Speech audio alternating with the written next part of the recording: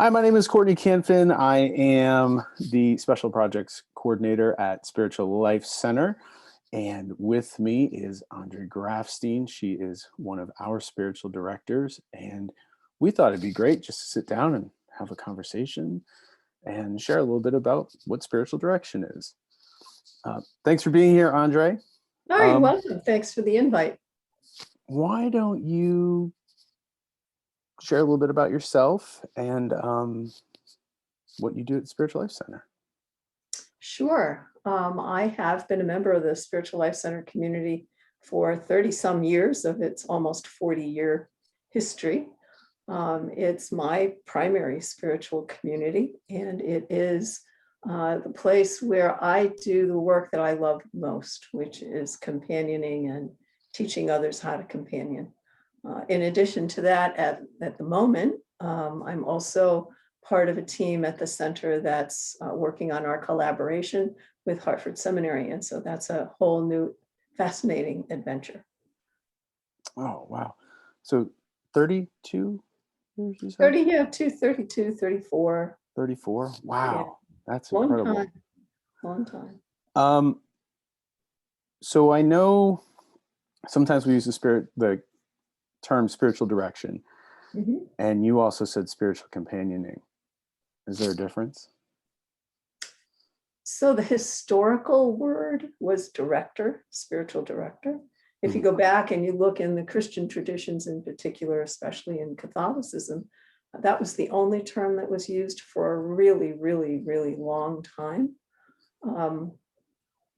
Many people, many spiritual directors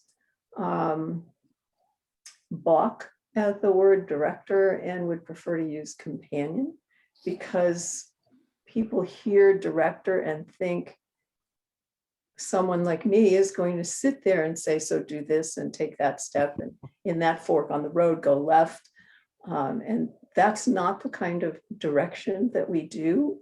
The kind of direction that I do, and I'm very intentional about, is to direct to the wisdom or the movement of spirit in the person I'm with, direct the attention and the focus there to help people get at that deeper place where their own wisdom and truth emerge, and to help be evocative for that.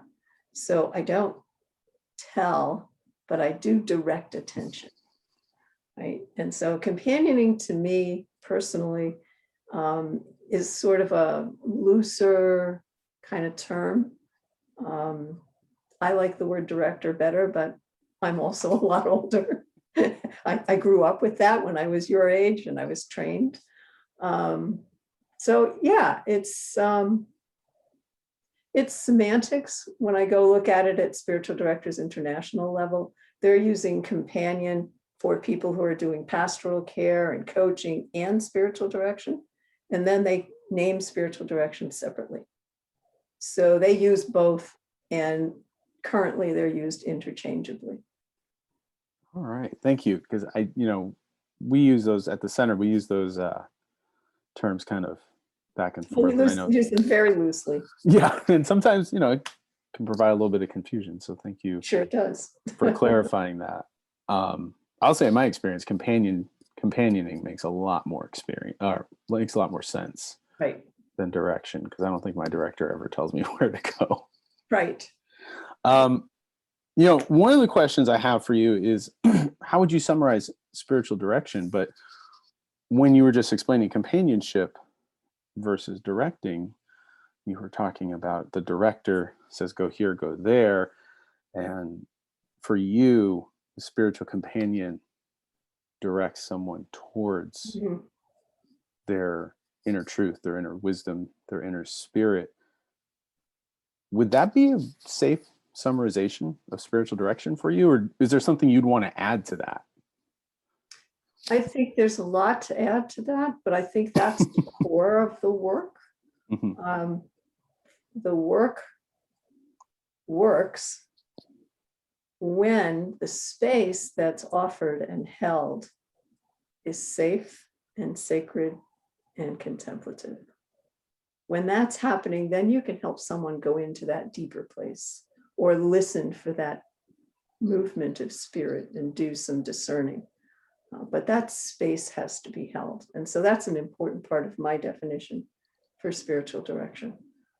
Parker Palmer says it really well. He says, the shy soul is easily frightened away. The shy soul needs a safe space to show up. And so I think that's one of the first things we do is provide a safe space. So that whatever is stirring, whether it's beautiful or awful, can feel safe and come out and be walked around and talked about and gotten to know a little bit more. Huh. I like that a lot. Yeah, as you're describing it, I can feel it. I can feel that idea. Just thinking about times with my director.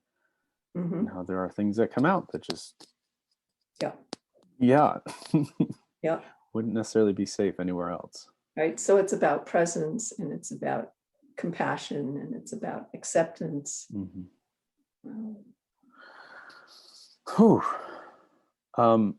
Speaking around those terms, if you're comfortable,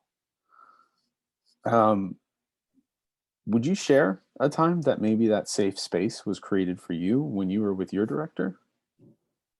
Wow. Wow. So this summer transitioned from my director of 20 something years to a new director. And so I have really potentially two stories of safe spaces, the long familiar one and the brand new, seen you twice one. So the long one became this wonderful safe space where I was deeply known for a long time, where my story was being held by the same heart and hands and soul of a wise woman older than me, which was a great gift and ahead of me on the journey for just such a long time. So she was able to help me to see these very long threads, or these splits in the road, or these deepenings that sometimes I didn't even notice. Right? So in that relationship, I really benefited from the long-term, the deepening intimacy that comes with that, the real sense of known, the ability to do some discernment and hear things like, well, remember when, and have you been in a place like this that's similar before? And what did you learn there that might be effective here? So that there's that long look that's been really wonderful. And she held for me a very long, safe space. And my new person is actually somebody that went through our internship program at the center and is now working at another center. And she brings a gift that I do not have, that my prior director did not have. That is a very new way of thinking and being.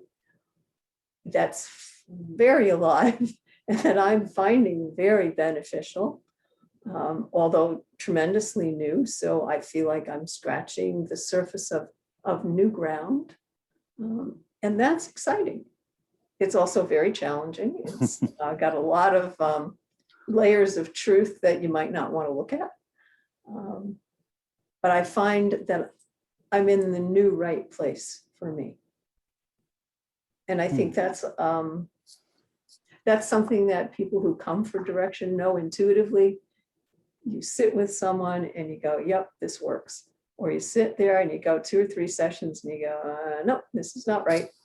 And you got to find that right intuitive knowing of the connection or the not connection, because we don't all connect with everybody. That's just normal. Right? You know when you're in the groove together and you know when you're not. Yeah. Yeah. And that's not the fault or failure of someone. It's just not the right match. You Right. know, like you can have a size 8 shoe and put 4 different kinds on the floor and only one's going to feel good, but they're all an 8. Mm-hmm. Right? Mm-hmm. Yeah. Yeah. Yeah. Ah, that's really good. Thank you. Hmm. From what you've shared too just now, I feel it'd be safe to say that the obvious, that spiritual direction / companioning helps you as an individual grow. Mm-hmm. Yep. Would you care to elaborate on that a little bit, on the idea of direction and or companioning helping an individual grow? So when I think of people who come for companioning or direction and are newbies who have never done this before, the initial growth is to learn to pay attention to their experience, their feelings, what's going on around them, and learning to ask, so where's the sacred in that? Where's the holy in there? In some people's language, it's where does God show up? In other people's language, it's where's the energy here? Right? It all depends on what their spiritual language is. But helping them to just pay attention to that. The learning about what is a spiritual practice, what is prayer, that's a big learning for people because institutions, structures have taught folks lots of ritual ways to pray, lots of traditional ways to pray. And many people come in and go, well, that doesn't work for me, but I really have a sense of presence when I'm out in the woods or at the sunset or holding a new baby or whatever that might be. And to learn that all of that is a prayerful experience, right? St. Paul says in one of his letters, pray always. Yeah, so with intention, pretty much everything we do is prayerful, right? And to me, the holy speaks in a myriad of ways, and it's we who are only discovering that that's constant, right? And so in the early stages, there's a lot of learning how to catch that movement of God or spirit or energy in the ordinary of one's life, and then how to engage that inside and outside. Right? Yeah, that sounds like a lot of growth. It is a lot of growth. Not just a little bit. And then another piece of growth that I think Black Lives Matter and the pandemic, climate change right now are pushing is the awareness that spirituality is not just me and God. It's me and my brothers and sisters and my planet. And it's social as well as personal. It's structural as well as individual. So to begin to look at the world and say, what does spirit invite me to in the midst of what is going on around me? You know, am I being invited to take a stand around Black Lives Matter? Is there an action being called out of me? Is there something I need to do in my home to drop my carbon footprint? Is there, what's the bigger call to me beyond the God and I thing? Right? So to look at spiritual direction as a personal relationship between the person and the divine, but also to see it as a communal relationship in which I am part and in relationship with the divine on a structural level. So it's a lot of things. It's a lot of things, right? And some people come for direction and they're really looking to develop that personal relationship. and people who are activists and out on the marches and the protests, and they come in looking for the energy for that kind of presence in the world. So you can come for this in lots of directions. It is truly something that sounds, and from my own experience, is very broad and kind of applicable. Mhm. to- Yeah, Um, it'll help you yeah. to be wherever it is that you are being. Mm, So if you're being in a faith community that meets once a week for ritual prayer together, and that's your primary food, that's what you work with. mhm. If your primary food is I'm out on the beach and out in the woods and I'm sitting in my tree stand, or I have a directee who's a former football player in high school and college. He was the quarterback. And he says there's no greater experience of union than being in the midst of good passing. Wherever you capture Yeah. that difficult to name experience, but you can feel it, that sense of the numinous, Mm. wherever you are. Yeah. Wow. Thank you for that. That was Hmm. great. I want to go back to something you said way earlier. You said that you part of your involvement at the Spiritual Life Center is teaching others how to be spiritual directors and companions. And as a member of the Spiritual Direction internship, I know that because Yes, you you are do. you're part of the teaching team. Shameless plug, they do a great job. But if you could, 'cause I know this is probably something, this might be a tall order. Can you give a brief summary of what the Spiritual Direction internship program is? Hmm. You want the elevator speech?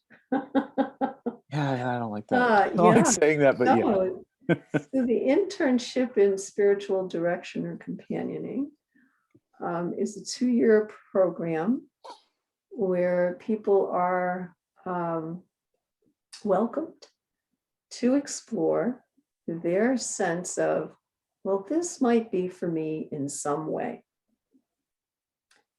So over a 2-year period of time, the first year more of a foundations year, and the second year building on top of those foundations in discernment and all kinds of topics that are related to working in direction, like grief and abuse and art and joy and many things like that.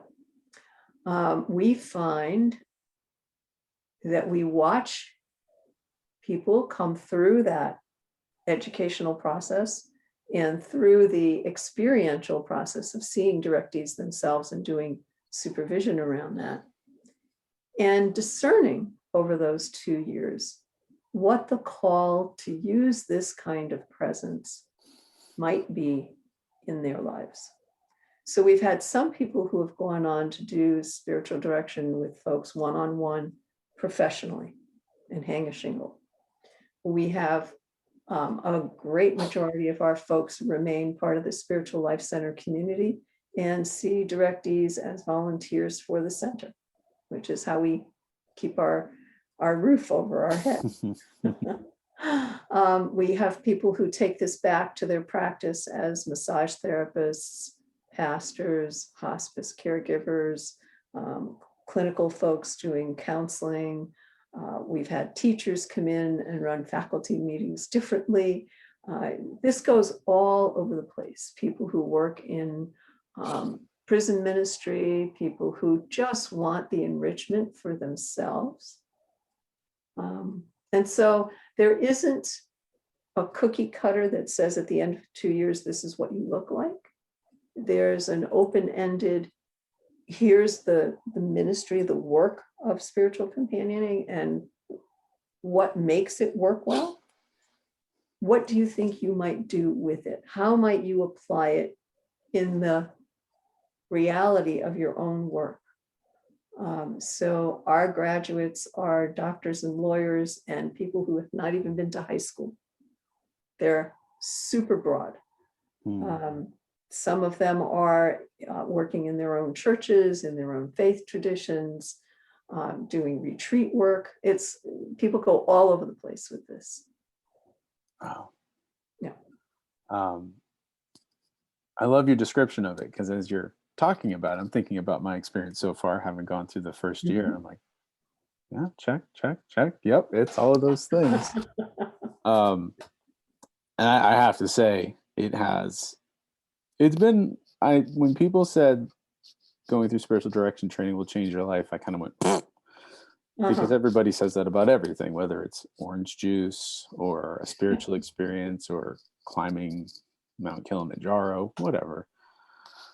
But looking back on the last year, it changed a lot. And a lot of the things that you mentioned, like how I relate even just to my family, and how I listen to my children differently, even when they're having temper tantrums. And it's just been invaluable. What I'm going to do with it, I don't know yet, but right. And you don't need to know now. No. I've heard you say a lot that even as a teacher, you're always learning. Always learning. And as one of the teachers for the program, I'm wondering if you've learned any important lessons through the internship. Or one, just one. Oh my gosh, how many hours do you have? Yeah. There's this adage that says, if you really want to learn what something is about, try teaching it. So I have learned how to be much more articulate about what I do as a director. I have become a better director because I have done much more teaching, much more supervising, and supervision.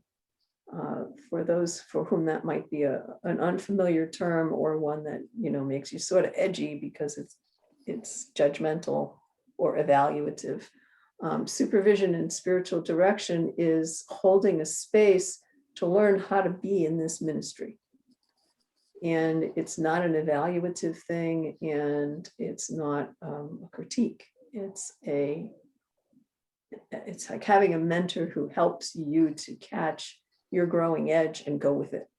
And so when you do that with another, there's a parallel process in you as the supervisor that's looking at what it's like when my supervisee is describing such and such an experience, and I'm going, wow, I know that place, but I know it differently because the way I encountered it was different than he or she.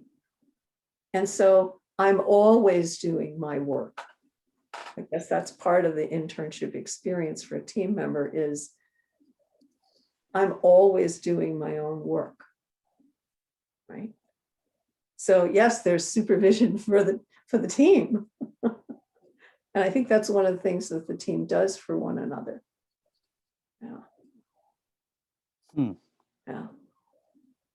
So you're always reflecting, always getting a little deeper, always getting to know more, and watching this 2-year program. This is my 8th internship, and no two have been the same. And the curriculum 8 internships ago was different than it is now. It was much more Christian, super tight Christian. All the language was, sin and grace and forgiveness. And, we don't talk about that anymore, do we? In the program, unless the directee is. Right. So the structure of the program has opened significantly. All of those topics are welcome, but they are no longer the framework that we're using. Right? So I've watched the framework shift over a long period of time, and that's fascinating. So no 2-year blocks of time look the same. And now that we've added COVID to the picture and gone online, this is opening up doors we never dreamed about. Right? Now, suddenly we could become a much more geographically diverse community. We might become a more racially diverse community because not having a commute might make us way more accessible. Right? So we're learning all the time. Hearing somebody else's experience or image of the divine bumps up against mine and makes me ask, well, do I know God that way? I wonder what it would be like to know God that way. So always the containers are breaking open. Yeah. It's a tremendous source of nourishment for me. And community. It's interesting to me that the way you answered the question of, something you've learned from the internship sounds an awful like what you were talking about in how spiritual direction can help an individual grow and evolve their connection to the world and everything around them. And I love that those answers sound the same, because it sounds a lot like, even as a teacher, it's almost like your own spiritual direction, because it's causing you to look at what you're doing, look at yourself. It's part of my journey. Yeah. Right? I used to teach high school biology. So like you teach taxonomy, or you teach genetics, or you teach anatomy. It was, you could use the same lesson plan next year, be fine. This is much more dynamic, and it changes, and who's in the class changes what you do on Wednesday night. So it's always evolving, and that's exciting. That's exciting to me. And as a participant in the class, it's really cool to think about the idea that what we are doing is not what you were doing in the last cycle. That there may be some familiar and similar curriculum elements. Same topics, maybe not. Yeah. That's really cool. So I want to ask you one last question. And you can feel free to answer this from one perspective or the other, whichever you prefer, or both. What do you enjoy most about being a spiritual director / companion and or directee? Companiony, is that the term we're using to, or companioned? Yeah. What do I enjoy the most?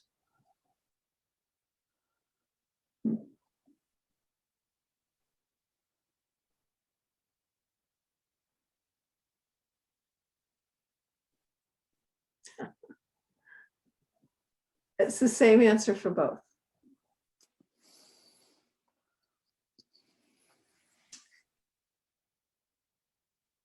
The element of surprise, if I were writing the script for the answer to the question I just asked, it wouldn't look like that. I could have never dreamed this. So it doesn't matter whether it's coming out of my own spiritual direction session, or a session with one of my directees, or a class, or a supervision session, all of them, it applies in all of them. A sense of amazement or astonishment or humility that comes out of watching God do something in the moment that we're pondering, that I could have never written the script for, that I did not see coming. That is the perfect fit. The script I could have never written.